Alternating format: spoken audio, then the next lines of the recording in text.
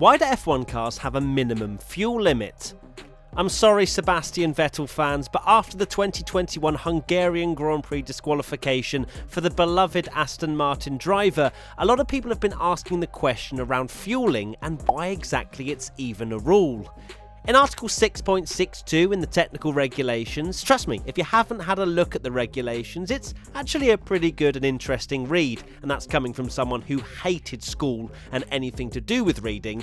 It says, competitors must ensure that a 1 litre sample of fuel may be taken from the car at any time during the event. Now, in Sebastian Vettel's case, Aston Martin could not retrieve the amount they needed for the FIA. They only managed to withdraw 0.3 litres. Despite the team adamant that the car had enough fuel on board, it's their responsibility as a team to be able to provide the FIA with a sample as per 6.61 in the regulations that states competitors must provide a means of removing all fuel from the car. After all of this news of them being disqualified, Aston Martin have come out and said they're going to be appealing the decision, which I struggle to see how they're going to be able to overturn it if they literally couldn't provide what the FIA asked for. But hey, stranger things have happened. Anyway, let's go to the question of why the FIA need the sample in the first place.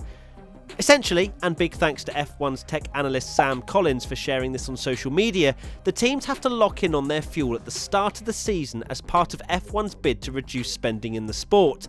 So no changes whatsoever can be made to that specific fuel they submit before the championship gets underway. They then use this original submitted fuel to compare to the samples they retrieve from the cars each race weekend. In years gone by, you'd see teams and their fuel suppliers working tirelessly to gain extra thousandths of a second and burning through millions in the process. It's not allowed anymore, hence why the teams have to provide a fuel sample from the car that's just finished the race as part of the FIA's many checks to make sure there's no foul play occurring.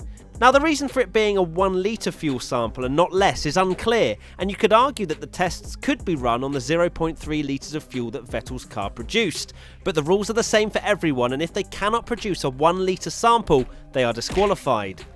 It's been like this for decades, so the teams are fully aware this is something they have to provide each and every race weekend. Sometimes the teams will actually remove the fuel cell from the car to get above the 1 litre required. All I've got in my head right now is when you want to get that extra tiny bit of tomato ketchup out of an empty bottle. Anyone else? Nope. Just me then. However, teams were only allowed to do this trick before the hybrid era. Nowadays, they have to simply move the car around at different angles without disassembling any parts to try and extract that crucial litre.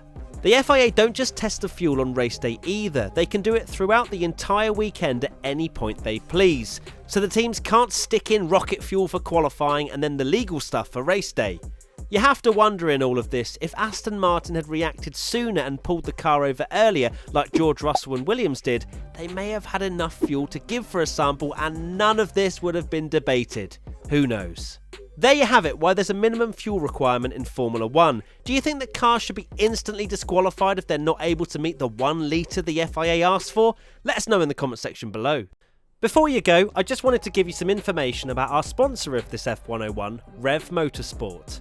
If you fancy playing a racing game and being rewarded for how well you do with digital assets that can be converted into real life money, then you should probably stick around as we're announcing a giveaway of 5,000 Rev Racing Car NFTs, non-fungible tokens, with a special WTF1 tag and livery.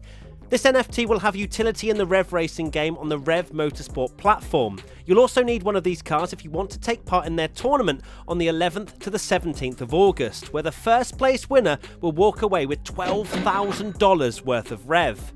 If you want to find out more about how to get started and also how to enter this giveaway, all you need to do is to head over to the link in the description below and on screen right now, wtf1.com/rev-racing, and you'll have all the information you've ever dreamed of.